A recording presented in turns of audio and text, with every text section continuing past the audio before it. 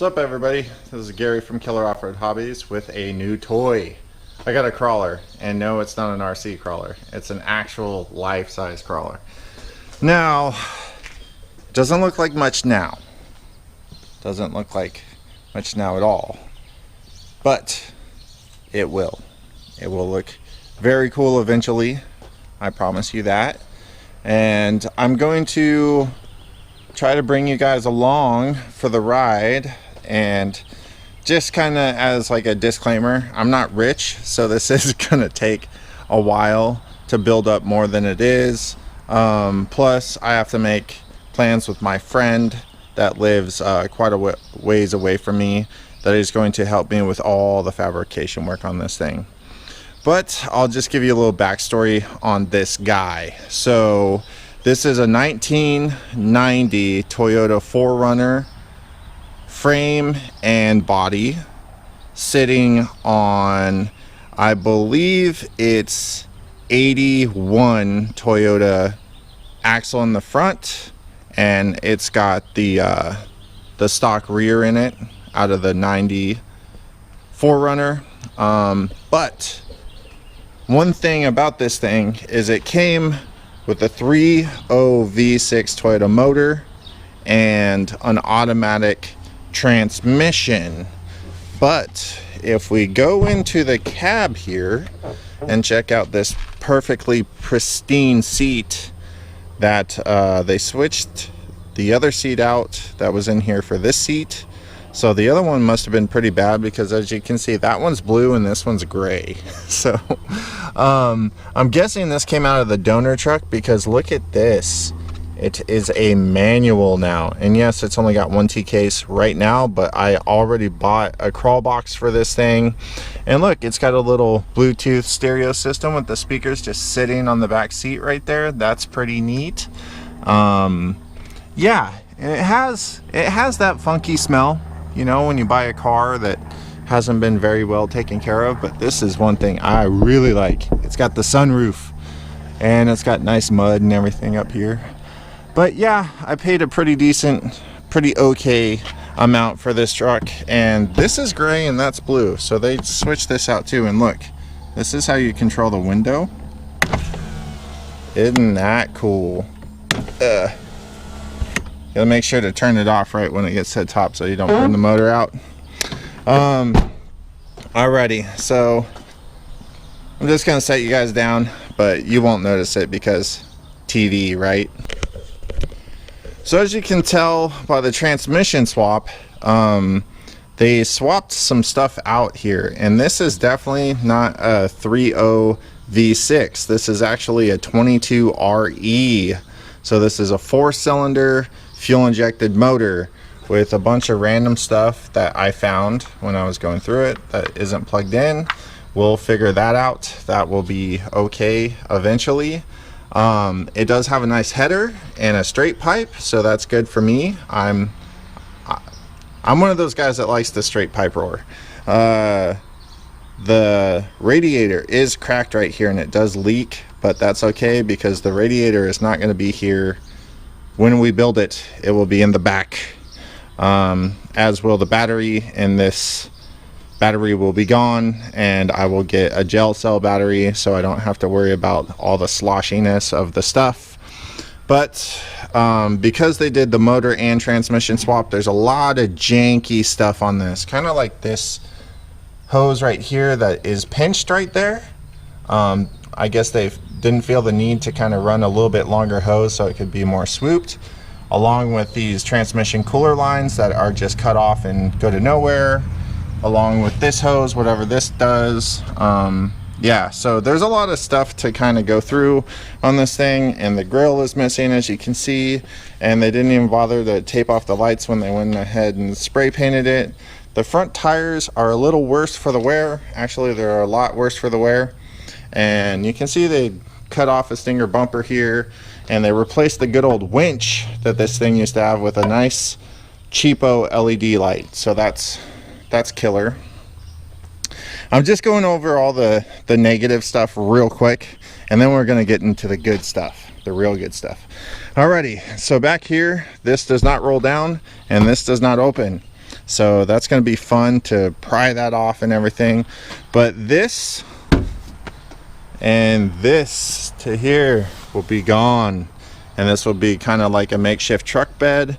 And this will be enclosed so we can do snow wheeling. And it's got enough room for the kiddos, which is perfect. And look at all that. That's cool, right? No, that's not cool. We'll talk about that in a second. But look at this. Is that safe? I don't know if, woo, nope. I don't know if those should touch or not. I don't know. It's like that everywhere. See? Fun stuff. And my kids put some stuff in here already. That's cool. Make it their own, right? Anyways, so that's all kind of the negative stuff, other than the pan gasket leaks on this motor, so it does leak a little bit of oil, and something I'll show you later on in the video. But let's do the good stuff now. And I do want to show you something very sad. This is very sad. Baby got put in the corner because I need this area not only to store stuff I'm doing for the house remodel and my RCs and tools and everything, but yeah, baby got put in the corner. I'm sorry, baby. Anyways, this is where stuff starts getting good. Fully trussed axle, very nice, very, very nice. It's got the high steer already, and yes, that oil is leaking from the oil pan gasket, so that will be taken care of, not momentarily, but it will be taken care of. Now, I was told, I'm not 100% sure, so I am definitely going to pull this whole front end apart and make sure everything is what the guy said it was. But from what I was told, this thing has chromoly shafts in the front with a Grizzly Yukon locker, a Yukon Grizzly locker, I should say. But this is where stuff gets really cool, and this is actually a pretty expensive thing right here.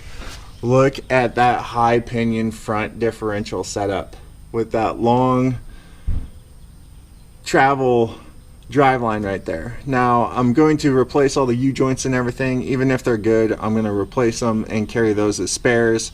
But that front end definitely has some money in it. That high pinion front right there, just the kit for that is $660 from lowrangeoffroad.com. So somebody did put a little bit of money into this thing, into this front end. But I did forget something, so I want to show you guys this real quick. Okay, notice, hopefully you guys can see this. I don't know how dark it is. But notice this. Okay, so this is the body mount right here, right? And then this is the spring perch. And this shackle right here is aimed forward instead of being aimed at a 45-degree this way. So notice where this is mounted on here, where it's welded to the frame. Now let's go to the passenger side, right? Look at that. Wow.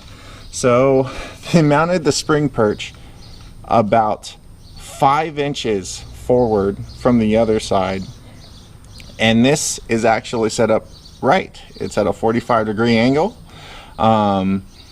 It's a little suspect where they welded this, but the welds do seem to be holding.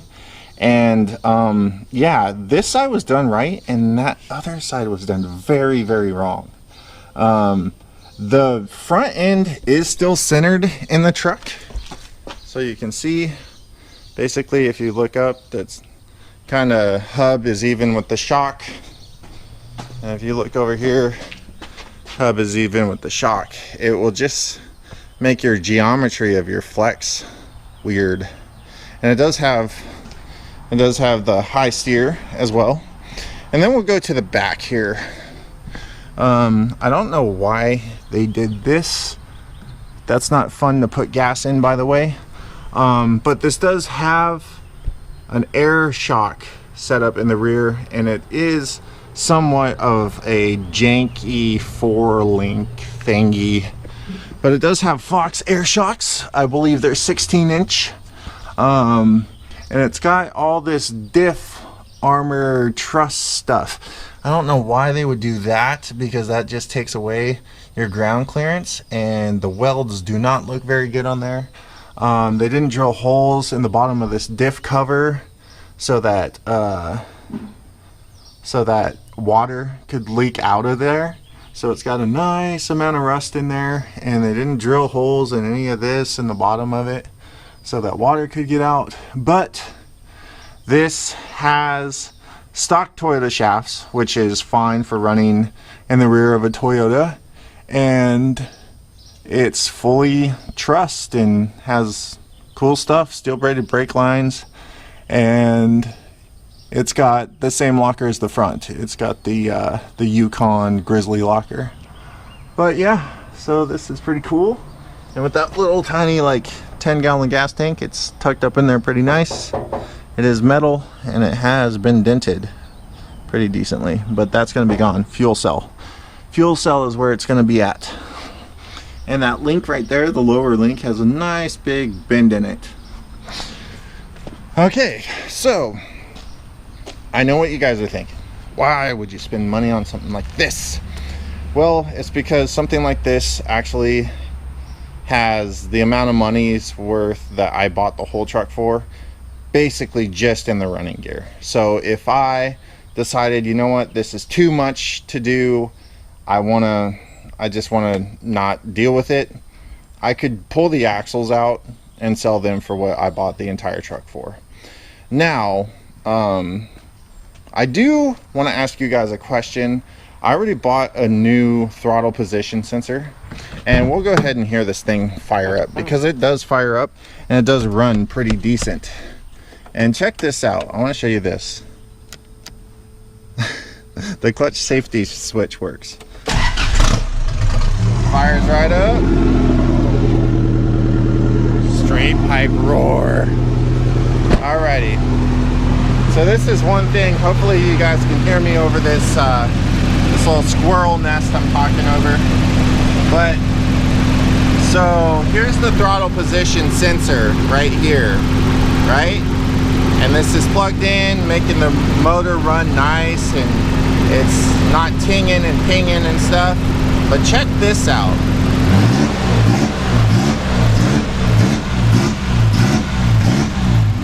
See that?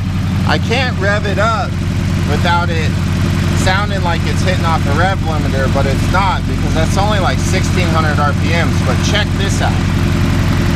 Move this, idles higher. When it's cold, it pings real bad on the back cylinder, but watch. Revs up just fine. Like I said, I've got a new throttle position sensor, but I've got a lot of stuff to chase on this guy to figure out all the stuff. Go ahead and shut her down. But like I said, it did have a 3.0 V6 in here, and they swapped this over. And from the research I've done, they use the same loom for both vehicles. And I do believe this motor, transmission, and transfer case are out of an 89, the guy said. And you can see my little leak right there. That's no big deal. So the motor, transmission, and transfer case are out of an 89, and this is a 90. And one thing I forgot to show you guys was this handy dandy little, I'm assuming homemade, crossmember right here. It actually seems to work very well, but look at that. That is not tight at all. So yeah, and that U-joint in the rear end right there, the bottom one, is completely wore out. So, and you can see they decided to rip all the exhaust and bend it out, because he said that they were just getting killed with fumes up there. But this is just the beginning. Just the beginning. The only thing I've really done so far is taking out all the wiring here that was for the automatic transmission. So that's going to be, this box is going to have all my goodies that I pull off of this. I've been talking to my friend, and I decided I'm just going to leave the 38s. I'm going to buy 2 brand new ones. I'm going to leave the rears on the rear. I'll put the 2 brand new tires on the front, and I'll use one of these as a spare. with the other one being a backup spare, just in case something gets crazy. But all in all, I know this is mainly an RC channel, but I am super pumped about this thing, and I can't wait to start building on it. I've actually already started buying parts, but I just wanted to give you guys a quick walk around and kind of show you what you're going to see on the channel. The RC thing, while being fun and all that stuff, it's just, it really, for some reason my channel doesn't get a bunch of views on my RC stuff. So I'll have a little bit of RC, a little bit of working on the Duramax, a little bit of going out in the Razor, and I'm going to build this and videotape me and my buddies going out and rock crawling. I plan on going to King of the Hammers, I plan on going to Fordyce, I plan on going to the Rubicon. I mean, all this stuff is in the works. I just need to build this thing to make it through those. All right, everybody, hopefully you guys are going to appreciate this little change in gear here. I'd like to bring you guys along, so whoever out there is gonna follow this, that's awesome. I appreciate it, and I understand if you guys are totally into RC and you just don't want to watch my channel no more, because there's not going to be a ton of RC stuff going on. I still have the X Max, which I'm going to take out and bash and have fun with, and I've got another RC that I need to do a first look on. But as far as the RC stuff, it just doesn't sell on this channel. I'm not one of those popular channels, so it's just kind of not something that I'm willing to invest a whole bunch of time and money into anymore. All right, everybody, thumb up it, like it, subscribe if you want to, unsubscribe if you're going to be unhappy with the lack of RC content. It's all good, man. We'll see you on the next video. Peace.